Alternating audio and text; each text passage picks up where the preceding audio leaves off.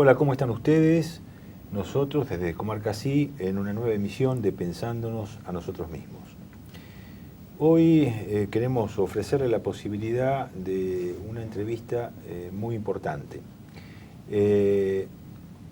Como ustedes saben, al fin de la Segunda Guerra Mundial se inician los llamados juicios o procesos de Nuremberg, donde fueron enjuiciados y posteriormente condenados una cantidad de criminales nazis. Esos juicios de Nuremberg, de alguna manera, lograron poner en tela de juicio los crímenes de guerra, conceptos de genocidio y crímenes de lesa humanidad. Pero no todos los altos criminales nazis fueron enjuiciados en Nuremberg. Una serie de ellos lograron desdibujarse, lograron tener otras identidades, lograron refugiarse anónimamente en muchos lugares. Uno de ellos, especialmente toca la República Argentina, fue Adolf Eichmann. Sobre Adolf Eichmann hay una historia oficial que indica que en el año 1960, tiempo antes de 1960, fue identificado como que habitaba en la República Argentina y que en el año 1960 fue secuestrado por los servicios de inteligencia israelíes, conducido luego a Israel, luego enjuiciado y condenado a la horca. Con respecto al juicio de Eichmann, se han sacado muy jugosas conclusiones. El juicio de Eichmann, de alguna manera, ha dado lugar, por ejemplo, a todas las reflexiones de Hannah Arendt con respecto a la banalidad del mal. Eichmann y su juicio es muy conocido y ha dado lugar a mucha tinta con respecto a la etapa posterior a su secuestro. Pero hay también una historia oficial sobre el secuestro y cómo fue identificado Eichmann en la Argentina. Hoy queremos presentarle a ustedes a tres personas: Gaby Weber, periodista alemana, radicada en la Argentina; Liliana Hermann y Ariel Mereles, un matrimonio que entre los tres nos van a aportar elementos que no tienen que ver con la historia oficial, ese relato que da lugar a cómo fue identificado Eichmann en la Argentina, cómo se efectuó su secuestro en el año 1960. Vamos a empezar contigo, Liliana. Muchas gracias por estar acá con nosotros. Gracias a ustedes. Liliana Hermann, sos sobrina nieta de Lothar Hermann. Sí. Hace muy poquito, en el municipio de Coronel Suárez, casi en el sur de la provincia de Buenos Aires, hubo un reconocimiento público, se rindió homenaje a la memoria de Lothar Hermann por iniciativa de la Intendencia Local de Coronel Suárez. ¿Nos podrías comentar quién fue Lothar Hermann? Sí, en realidad ahora yo sé quién fue Lothar Hermann. Lothar Hermann fue el hermano de mi abuelo Hugo. Pero tengo que comenzar contando sobre mi búsqueda, digamos. Mi búsqueda comienza hace 10 años.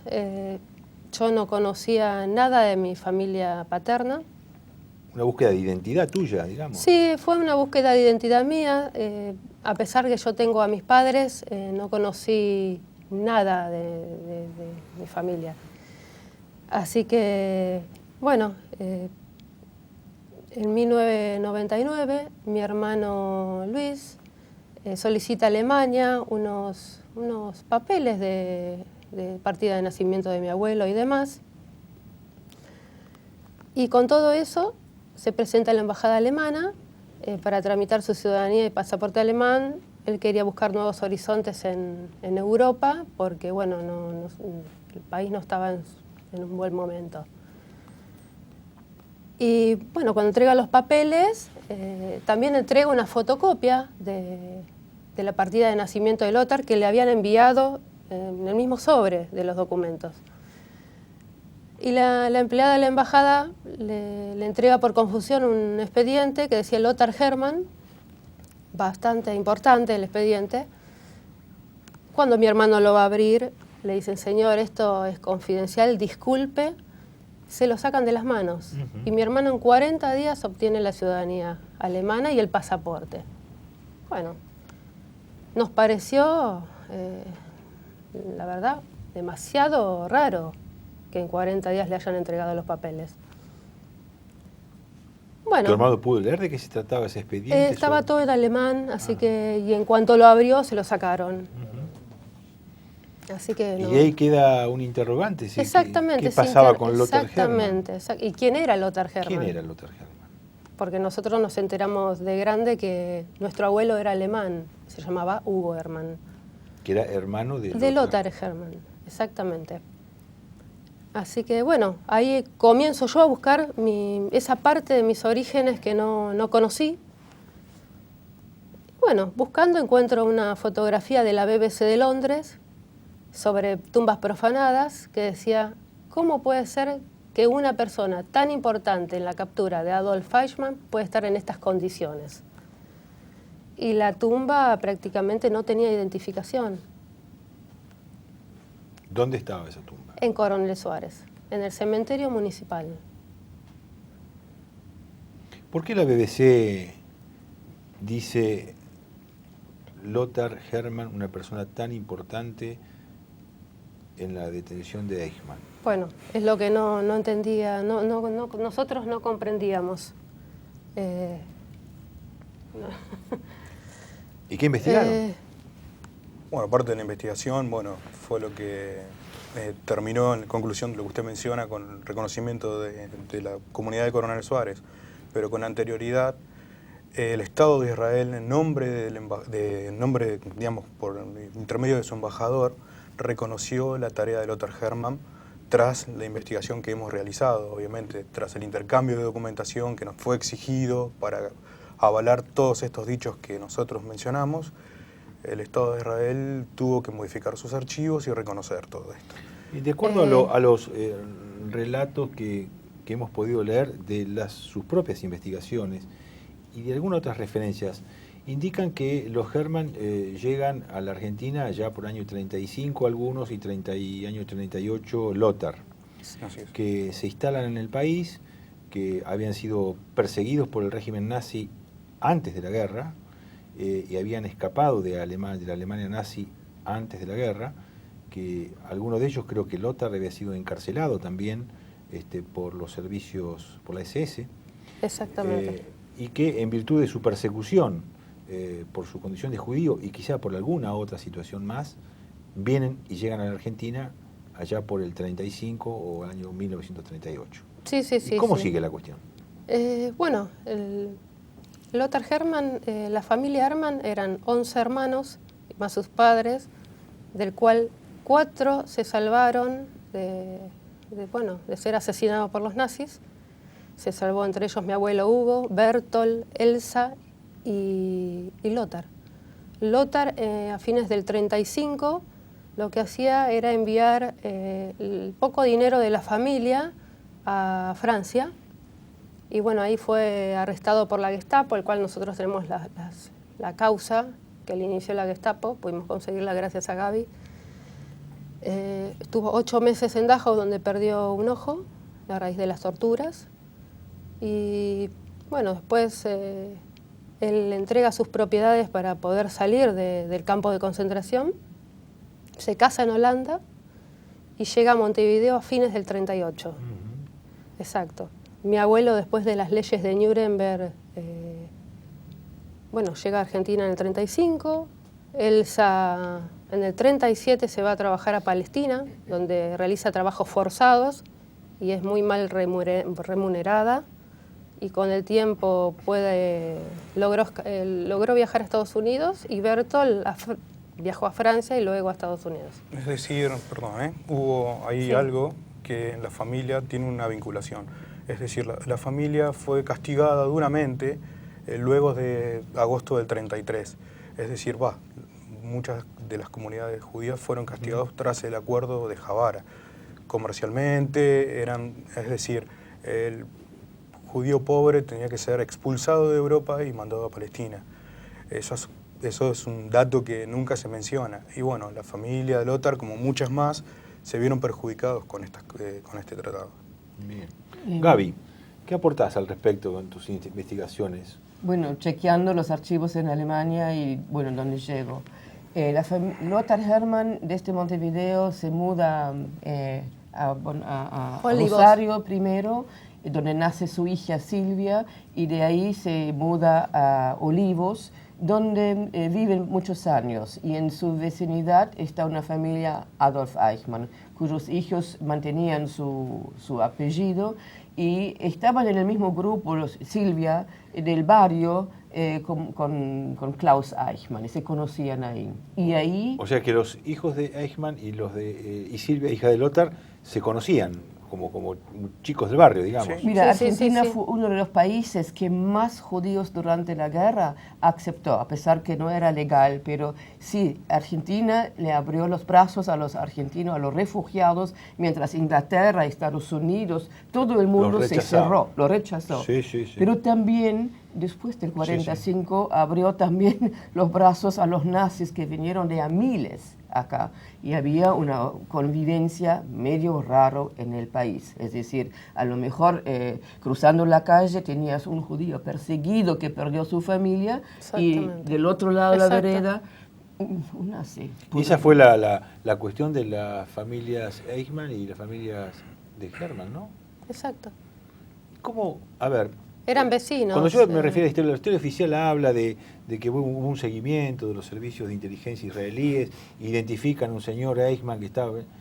¿Cuál es la otra historia? El 55. En el 55, Lothar Hermann ya denuncia a la comunidad judía acá, comunidad judía Daya, Amia, Embajada de Israel. Está todo plasmado en las cartas que él escribió. Bueno, nadie le dio bolilla, digamos, con las denuncias. A fines del 55, él se muda por temor a Coronel Suárez. Bueno, ¿Temor a qué? miedo. ¿Miedo a qué? Es decir, él había denunciado a su vecino. Exactamente. Y era un alto jerarca nazi que vivía impunemente con su nombre y apellido, como otros más, como Mengele, que vivía a pocas cuadras. A 2 cuadras. Y como tantos más. William Sassen, se juntaban todos, era el mismo barrio. Es decir, vos denunciás a una persona, sabés que tienen peso, corre peligro tu vida. ¿Eran los tiempos donde Eichmann ya estaba trabajando en la Mercedes-Benz, No, Gaby? eso fue a partir del 59. Pero hay que tener una cosa clara. Hoy en día Israel dice la búsqueda heroica, eso todo es mentira. Acá eran épocas de la Guerra Fría y todos los servicios, y también el Servicio de Inteligencia de Israel, querían tener informaciones. Y yo tengo un documento de la inteligencia alemana que Eichmann tenía muy buenas relaciones con altos personajes de la comunidad judía acá y que trabajó para Israel, que era un doble agente. Bueno, vamos a ir a una pequeña interrupción y seguimos comentando sobre la vida de Lothar. ¿Cómo no?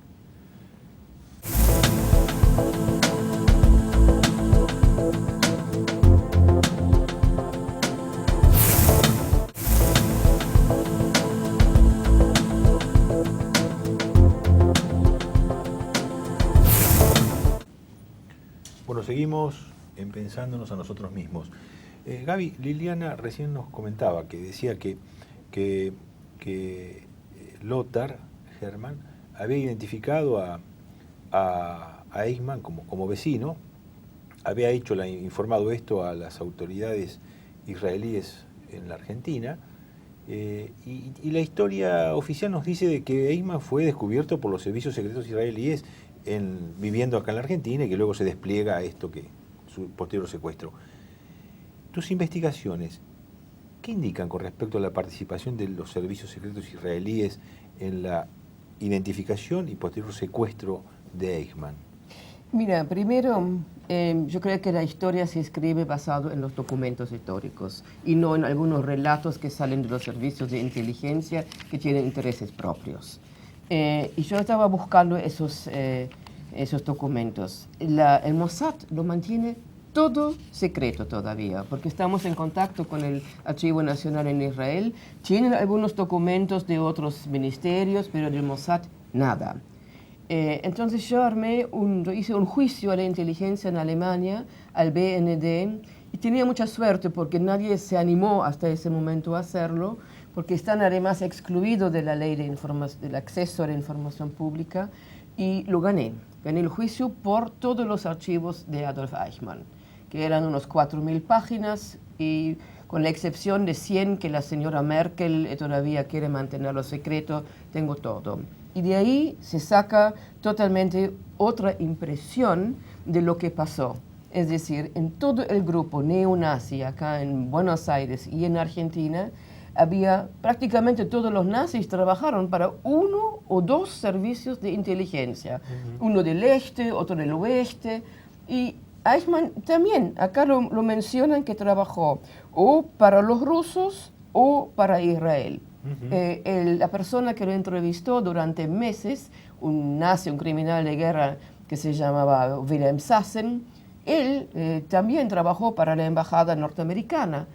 La CIA y el Departamento de Estado de Norteamérica lo mantienen secretos todavía esos documentos, y bueno, eso te da una imagen que hasta hoy en día el tema Eichmann es muy sensible y todo secreto todavía. Bien, pero concretamente el secuestro de Eichmann y su llegada a Jerusalén para ser juzgado, ¿cómo se efectuó finalmente? ¿Quién se lo llevó a Eichmann de la Argentina? El Mossad dice que en un avión del AL lo llevan desde Buenos Aires a Dakar para escala y después a Israel. Mira, el avión que tenían no tenían el alcance para hacer eso técnicamente. Se hubiera caído al mar, para empezar. Las cartas que son de Lothar, él dice claramente que fue otro grupo y no fue como ellos lo muestran. Exacto. Tú tienes la carta, sí, ¿no? sí. ¿Qué dice Liliana? Esta es una carta de que hoy en día está expuesta en el archivo del Estado de Israel. Ajá. Dice, leo un pequeño párrafo, Sí. dice, a pesar que yo mismo soy judío y me he encontrado en Dachau, yo no temo de contar al público cómo fue toda la operación en sus detalles y de denunciar irrevocablemente penalmente a todos los involucrados, cuyos nombres y direcciones conozco por secuestro violento, robo de persona, corrupción y estafa contra las autoridades, frente a la justicia y al gobierno. Después, por otro lado, dice, el gobierno de Israel como principal parte de la operación, que fue en realidad hecha de otra manera y no como se le hace creer falsamente al mundo. ¿Eso lo escribe? Lothar Hermann, a la primer ministra de Justicia de Israel, Claro, Pinchas Rosen. Porque Lothar finalmente, digamos, él logra identificarlo fehacientemente a Eichmann. Sí. Denuncia a las autoridades israelíes en la Argentina. En la Argentina, en 1955, Luego en diciembre del 55, él se va por miedo, se muda a Coronel Suárez. Porque no tenía respuestas. No, en 1957 envía la denuncia a Fritz Bauer, un fiscal general de Frankfurt. Y buen tipo. Exactamente. ¿Quién era esa persona? ¿Fiscal federal de Frankfurt? Exactamente. Fritz Bauer fue también judío y emigrante, tuvo que emigrar durante el fascismo y era de los muy pocos fiscales en la estructura estatal de Alemania Federal, y él sí tenía la convicción que hay que llevar al juicio, a la cárcel, esos criminales. Y Lothar se comunica con él. Exactamente. Y le pasa toda la información, de sus investigaciones. Fritz Bauer Exacto. emitió en el 56 la orden de detención internacional contra Eichmann. ¿Eso está aprobado? Sí, el documento está. Bien, y entonces sin respuesta, Sin Lothar respuesta. se va a Coronel Suárez. ¿Por Así qué se que- elige Coronel Suárez, Liliana? ¿Por qué? Bueno, en principio porque él gestionaba jubilaciones y pensiones, no solo argentinas, sino alemanas, y bueno, en Coronel Suárez hay una gran colectividad de alemanes. Ujú. Así que prácticamente, como nos dijeron hace muy poquito, le tramitó la jubilación a casi todo Coronel Suárez. Ujú. Bueno, Y por trabajo él tenía llega que a vivir. Coronel Suárez. ¿Y cómo sigue? Bueno, en 1957 envía todos los datos a Fritz Bauer, y en 1959, en octubre, sale una recompensa por el diario Argentinisches Tageblatt de Tuvia Friedman, el director del Centro de Documentación de Haifa. Bueno, y escribe a él. Una recompensa para Exacto, quien por pudiera... todo dato cualquier dato. certero sobre este criminal. Es decir, Escribe a Tuvia Friedman. ¿Y qué respuesta tuvo? Bueno, Tuvia Bueno. Friedman tuvo que luchar bastante para Exactamente. que sea, digamos, meter la presión para... Todavía Eichmann estaba viviendo Sí. en Acá. Argentina. No había llegado en 1960. No, en no. Olivos. Estaba viviendo en Olivos. Sí, sí. Bien. Y luego del secuestro de Eichmann, ¿qué pasa con Lothar? En 1961, Lothar Hermann envía una serie de cartas a Israel diciendo que por favor le reconozcan su labor, porque él había denunciado a este criminal 5 años antes. Y le dicen que, bueno, que como buen judío tenía que callarse la boca, que bueno, acá tengo la respuesta de Israel, y que tendría que sentir satisfacción de que Eichmann esté Claro. en Israel en ese momento. Y bueno, en 1961, en abril, le inventan una causa, confundiéndolo con Mengele, y bueno, él va preso.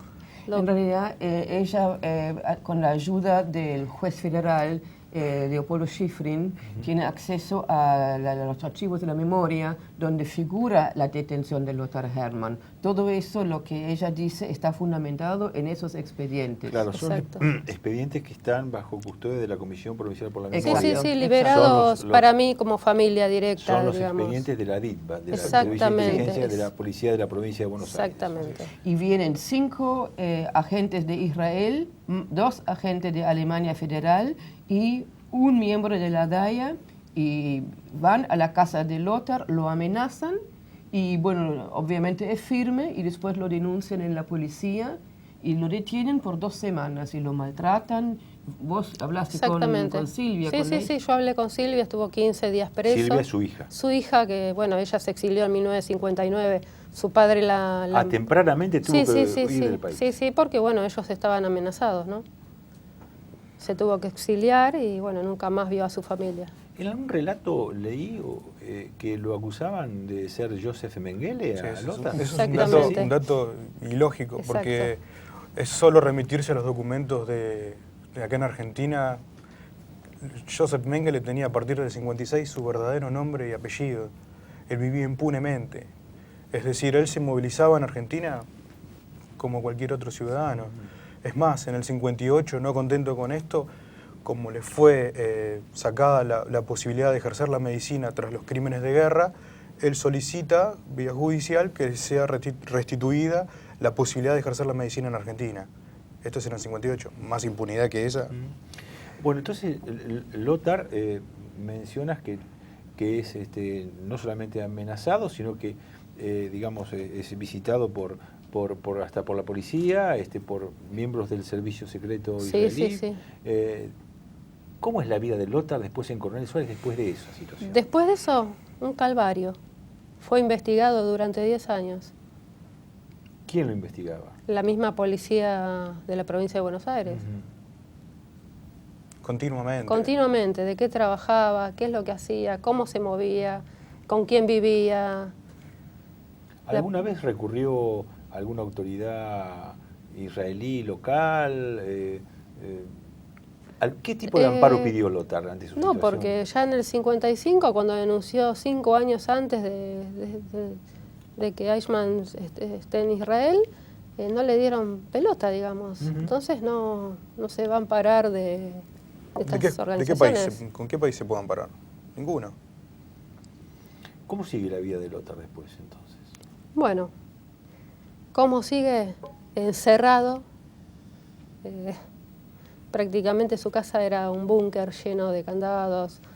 Nos contaban, por ejemplo, vecinos, de que él, digamos, tenían pasadizos secretos con timbres internos dentro de la manzana. Y bueno, él cualquier actitud sospechosa, cualquier auto que él no conociera, digamos, tocaba timbre y se podía ingresar, O podía sea, sus esconderse. vecinos lo ayudaban Sí, Así es, a permanecer exactamente. en esa situación. Era una persona muy querida en Coronel Suárez, muy querida. ¿Cómo llegaste a conocer esta situación, Liliana? y con documentos y relatos de mi tía. Con documentos. Tu tía Silvia, que está en Estados Unidos. Exactamente. ¿Y fueron ustedes a Coronel Suárez a ver cómo era? ¿Qué se Sí, sabía? sí, claro. de- Nosotros fuimos 2 veces, Coronel Suárez, en el 2010 y 2011. Bueno, fuimos a conocer primero la tumba porque yo no conocía nada de mi familia, así que bueno, y estaba prácticamente como un NN. La tumba era tal cual lo había descrito la BBC. Sí, sí, con tierra sin ninguna descripción. Así que ahí empezamos a luchar para bueno, lograr algún reconocimiento, que se cuente realmente la historia como es. Liliana, hubo un acto importante en Coronel Suárez, que es difundido por el propio municipio, la iniciativa del municipio de rendir homenaje y reconocimiento a quien fue un vecino de Coronel Sí, sí. Suárez, y también en ese acto en el cual ustedes asistieron, hubo otras representaciones institucionales. ¿Quiénes estuvieron en ese acto? En ese acto, bueno, el embajador de Alemania no pudo asistir y envió una carta. Bueno, el mismo intendente Mosero, autoridades del municipio y personas de la Asociación Israelita de Coronel Suárez. De la Asociación Israelita. Sí, de sí, el Coronel cual me Suárez. entregaron también una placa. ¿Y la DAIA?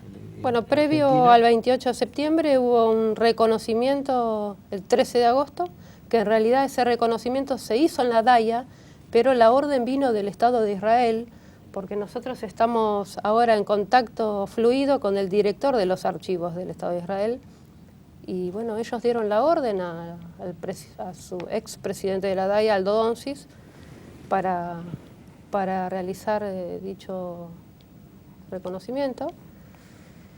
Cabe acotar que este Exacto. reconocimiento fue bastante oculto, no permitieron que sea público. No como el caso de Coronel Suárez, que No. Exacto. No. Bueno, en realidad, una semana antes del reconocimiento, lo quisieron cancelar. Lo quisieron cancelar por un tema de fechas y bueno, yo me comuniqué directamente con Aldo Donsis, le dije, por favor, que no podía ser así. ¿Cómo puede ser que por un tema de fechas, cuando la fecha esta se asignó 3 meses antes? No solo eso, sino que el acto se suspendía por un acto en el Teatro Colón, porque iba un pianista. Bien, bueno, vamos a hacer una pequeña interrupción y seguimos un momentito más.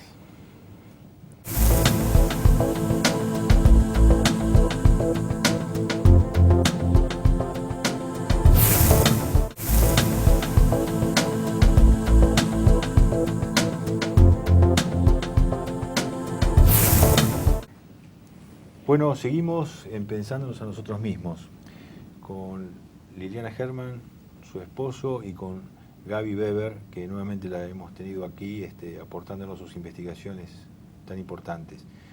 Liliana, ¿por qué no nos mostrás esta placa? A ver si la podemos tomar. Esta es una placa que me entregó la DAIA Sí, a la memoria de Lothar Hermann en reconocimiento a su labor, ¿no?, por la denuncia y persecución del genocida Adolf Eichmann, el 13 de agosto del 2012. Del 2012. También el municipio de Coronel Suárez, digamos, logra reparar esa tumba sin nombre. Sí. Y se coloca, digamos, una digna tumba donde Lothar puede ser identificado plenamente y fundamentalmente expresarse libremente el reconocimiento de sus vecinos, ¿no es cierto? Exacto. Ustedes encontraron mucho silencio, ¿no?, en un principio, pero ahora es como que se respira una situación de justicia en Coronel Suárez. ¿Eso es correcto lo que Sí. mi percepción? La gente se animó a contar, a hablar, digamos. Inclusive el mismo Mosero, el intendente de Coronel Suárez, en sus palabras menciona que estamos en una nueva etapa y es bueno que estas cosas puedan salir a flote para dar un poco de tranquilidad y se pueda contar la verdad. Creo que la verdad tranquiliza. Sí. Ustedes no están satisfechos con algunas cosas, entre ellas con justamente entre lo que uno tiene que ver con la propia historia de Lothar y los sufrimientos que tienen que ver con sus denuncias no oídas o desoídas por las autoridades israelitas en la Argentina, y que eso también me da la impresión de que ustedes siguen entendiendo que hay una deuda todavía. Y creo que la deuda es, la deuda pendiente, es que esta historia se conozca como debe conocerse, tratar de no generar tanto odio, tanto dolor, y poder pensar de otra forma. Creo que, bueno, una de las actitudes que ha tomado Liliana con respecto para dar un puntapié bastante importante fue el contacto con el hijo menor de Adolf Eichmann. Contanos eso. Bueno, hace un tiempo, me puse en contacto con Ricardo. La verdad que me costó, pero creía que lo tenía que hacer, así que le conté mi historia y él la apoya. Él piensa igual que yo, que las nuevas generaciones merecen la verdad, que se cuente esta historia, que se conozca, que es bueno para todos. Es bueno para todos. Qué interesante, Gaby, ¿no? La reacción de nada más ni nada Hay que menos conocer las dos puntas claro, siempre. que Exacto. uno de los hijos de Eichmann vive en Argentina. Vive en Alemania. En Alemania. En Alemania. Que tenga esa visión, ¿no?, superadora, ¿no?, de lo que implica la verdad, ¿no es cierto? En realidad, tú lo dijiste muy bien, no estamos satisfechos, porque todos los gobiernos mantienen secretos sus documentos después de más que 50 años. Israel, el Mossad, lo mantiene el secreto, a pesar que los del Archivo Nacional lo quieren tener. Sí. Alemania, la Cancillería dice que no encuentra ese expediente que a su hermano le dieron. Y la señora Merkel, la Cancillería, la presidencia en Alemania, sigue manteniéndose en páginas, a pesar que los jueces 2 veces dijeron no. Estados Unidos, que se considera el país mayor y más abierto del mundo, que tiene una ley que todo lo que tiene que ver con el nazismo tiene que ser público. Bueno, lo de Eichmann sigue manteniendo, y mi último viaje hacia los archivos de los Estados Unidos en Washington, me detienen en el aeropuerto y me mandan de vuelta, y desde ese momento no tengo más la visa y no tengo más acceso a los archivos. Pero también el gobierno argentino debe tener un lindo expediente en la Cancillería, porque cuando vienen esos 4 gatos locos de Israel, entre ellos Rafi Eitan, en el 60... ¿Quiénes son esos 4 gatos locos? Explica bien. Y son de Israel para hablar con Eichmann, para decirlo de alguna manera. Cuando pisan terreno argentino, desde el primer momento lo vigila el CIDE, la inteligencia argentina. Y de alguna manera Eichmann después es expulsado legalmente de Argentina. No es la versión que ellos te quieren vender al mundo. Y yo creo que lo que se puede sacar de toda esa experiencia, que es muy importante en toda la discusión de los derechos humanos, el juicio en Israel, la ética. ¿Te acordás en el 60 cuando un Estado puede ingresar a otro país y violar la soberanía de otro país? Fue muy importante. Lo mínimo que se puede esperar que nos den la verdad. Y lo que nos dan todos los gobiernos son mentiras y porquerías. Bien, Liliana, Ariel, qué importante ha sido esta búsqueda tuya, que empezó por querer saber quiénes eran tus antepasados. Exacto. Y llegaste a un personaje de la magnitud de Lothar Hermann. Que fue una persona común y corriente. Exacto. Y estaba adelantado con su idea de ética y de moral al menos 20 años. Y le fue mal. Pudo haberse ido del país y no se fue, ¿no es cierto? Permaneció en Coronel Suárez luchando. Hoy sabemos, con el apoyo de los vecinos, que la comunidad lo quería, que en un silencio solidario estuvo viviendo muchos años allí, y ustedes han reflotado esto. Recuperado toda la historia. Sí. Falta que quizá, no sé si los más grandes, sino importantes protagonistas de esta historia, como son algunos protagonistas institucionales, pongan todavía la balanza en equilibrio. bueno, en memoria de Lothar Hermann, les agradecemos que hayan estado acá. Gracias, Gaby. Gracias a ustedes. Nuevamente, Gracias a vos. te estamos aprovechando demasiado.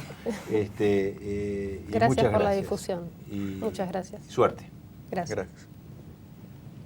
Gracias.